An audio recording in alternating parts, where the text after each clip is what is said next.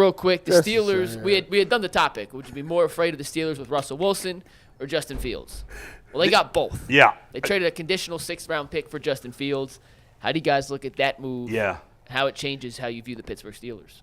I like it for the Steelers standpoint. I mean, you went from quarterbacks that nobody you really couldn't win a lot of games with to you got one that takes care of the football, that's a great leader, and you got one that's very athletic. I think that the Justin Fields signing or trade to me makes it seem like they want to work with him, develop him, get him behind a guy. Because right now, a lot of people say that Justin Fields' worst problem is that he can't go from his first read to his second read to his check down. He goes one read and then he's out, which I blame it on the offensive line, but you could blame it on his production. Is that a thing that you think quarterbacks can get better at?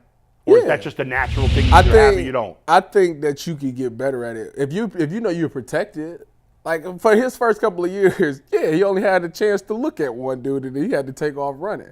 I think if you more protected, know that you can sit in the pocket and go, because I don't think it's hard to know. Maybe, you know what, that's a lie. Yes, it is hard to know. You got to come out there and say, okay, they in this coverage. All right, so now that I know that they in cover 2, my first read on this play is this. All right, hike. First read. All right, first read is taken away. Second read. Second read ain't there. All right, check it down or take off with it.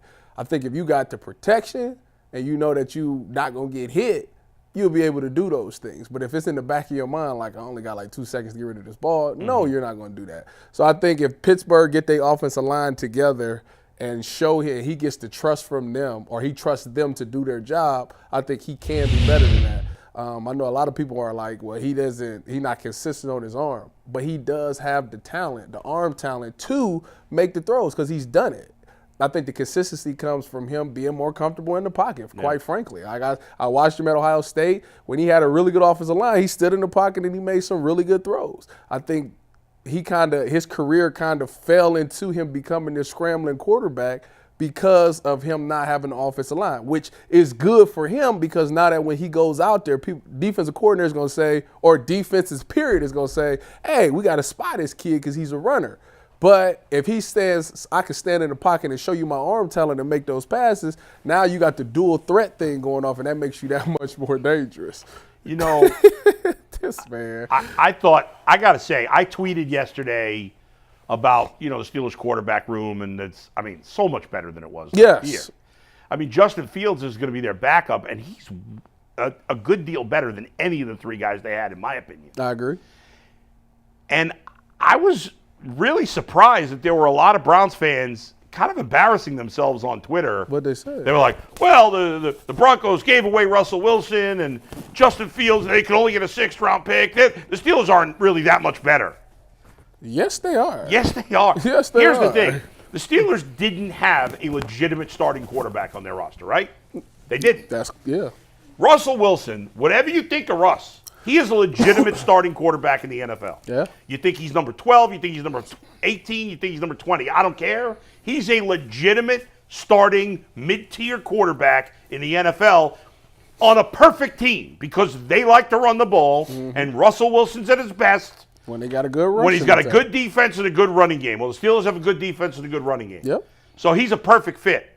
And Justin Fields still has a chance. You could debate what percentage. I would say a small percentage.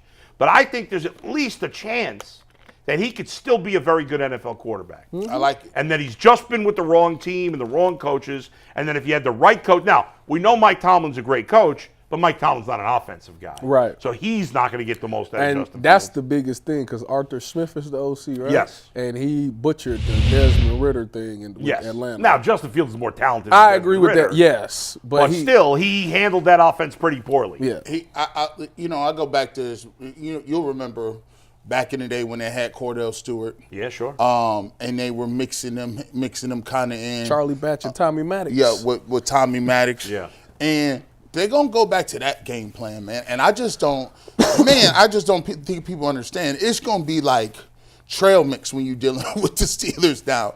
Like, they got a quarterback. If you go back and watch what Russell Wilson did against the Browns last year, That team was not very good offensively, but you saw what Russell Wilson was able to do. He was able to get people on play action. He was keeping the ball on certain plays. He was audible into this one play where basically he just people was walking almost into the end zone. He's going to be able to do that, and it's a lot of people. I don't understand it. Maybe you could tell me.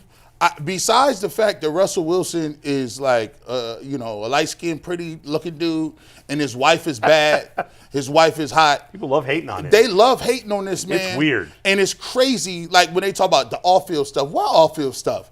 What, he go to church 3 times a week? What off-field stuff? I'm confused. It is strange. It's like. They say he's corny.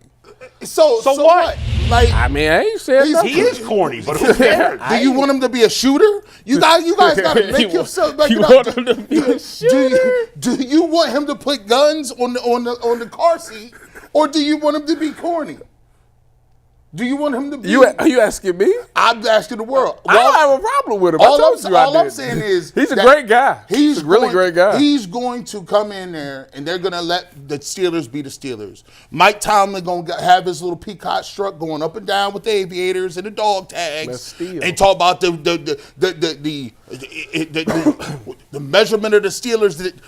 It is what it is. We need guys to carry it on. Like, these dudes got a solid defense. They got a decent little receiver. They've improved. They added 2 safeties, a corner, and they Patrick Queen at linebacker. They right back to their what only they want to do. weakness is their depth at wide receiver. I can't remember who they. Fitzpatrick? No, they added. Deshaun Elliott. Deshaun Elliott. Right. Plus they added Queen. The nigga Stone? They got Stone went to the Bengals. Okay. And they went and they added a Dante corner Jackson. in the Dante trade. Jackson. Right, who's a good player. Signed by the way. He decent. But it's better. They had nobody in that spot. Well, Pat Pete was an agent. Pat Pete. They went to the playoffs with no-name gangsters. Right. And to me, this is the best Steelers team in 5-6 years, I think. A lot. And they're going to Mike Tomlin going to get the best out of them. And they're good. And so even when if Russell doesn't do nothing, they got another dude with upside behind him. That's right. And they're going to, what's their weakness? Well, they only have one good wide receiver. Well, they're going to draft a wide receiver in the first round. No, their weakness is probably their offensive line still. But it was a little better last year. It's not great. They had a dude. What the dude grade out against Miles? Yeah, it was terrible. He got the worst. A lot of guys have graded out bad against Miles. He got the worst grade in PFF history. Let me ask you guys this. I put this in a poll. When I heard the news, I was like, oh, it's a good move for the Steelers, but they still have the worst quarterback room in the AFC North. Like, I didn't think that put them over the Browns and or Baltimore or Cincinnati. I don't know if that's true. Who's Lamar? Well, I asked the chat, and I asked the chat simply, do the Steelers still have the worst quarterback room in the AFC North? 49% says yes, 51% now says no. Ooh. Actually, this poll's still going on. It's a dead even 50-50 split. Who's Lamar's backup? Nobody. Yeah, but that doesn't matter. The backup is... You got when you say quarterback room, you have to take it. You're mostly judging on the starter. That's 90% of the Joe judging. Flacco didn't say that for you? The backup breaks the tie to me. Exactly. Yeah. But you can't tell me for sure that Deshaun Watson's going to be better than Russell Wilson this year. Russell Wilson was better than Deshaun. You can't tell me for sure that Joe Burrow's going to be better than Russell Wilson this year. Of course I can't, but it's I feel like, I'm going to keep it real. Yeah. I like Jameis Winston. I like Jameis Winston. This dude was the first overall pick. Now, granted, he threw 30 touchdowns and 30 picks, right? In a very very controlled situation, these numbers isn't bad, man. 150 and 100, that's almost 150 touchdowns to 100 interceptions. Yeah. Completion percentage is okay. Quarterback rating is okay. But here's the thing: when you got Jameis Winston, here's how I like my backup quarterbacks. I don't like game manager backup quarterbacks. I want somebody that can give me a splash, like Joe Flacco. I mean, Jameis is really like Ryan Fitzpatrick. Yes, I like That's them what type dudes. For a couple of game stretch, he's fine. He I don't light want him you playing up. the whole year. To be honest with you, he reminds me of Joe Flacco. I mean, it's literally he's gonna come in there and I'm playing with house money. What you want me to do? Let's sling this rock. I ain't worried about it. Is never if I throw a pick, who cares? I'm gonna sling Joe this. Blacko?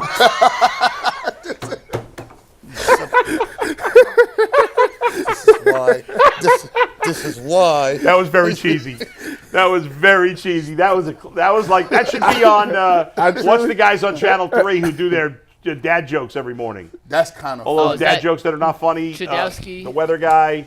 Chud and the weather guy, Matt. I think Matt wins. Yeah, they Matt do all wins. those, dad jokes. But it's literally We like them, though. It's literally the same. I know. I'm thing. just kidding. Like, it's cheesy, funny. you need a guy that's gonna come in there that can throw touchdowns. He might throw a couple picks, but he still can win you a game. Yeah. When he walks in there, it's not like, man, we can't call this or this or that. No, that's not the case. He'll throw whatever you want him to throw. Like, let it fly. Ex-Cowboy 5 flip Z go on 2. Hey, backside, don't And by the way, you might get this ball. Unlike Jason, if the Browns are up 40 in the fourth quarter and Jameis wants to throw a touchdown to somebody, I don't give a rap. Hey, listen. Go for it. You got the right folks now, right. James. Yeah. You got I'm the on right board. ones. I'm about to say, because they sure would be like, Jameis, hey, I'm trying to get this bonus at the end of the year. What's going on? That's it. man. Even You if gonna be like, non-bonus. for real? Come on. That's a whole 30 minutes of content. Damn right. McNuggets can get 17 questions out of that one. Oh, my God. Jameis is the type of guy that you DM him before the game. Hey, I'm putting a parlay together. Yeah. I need you to go for 250. By the way,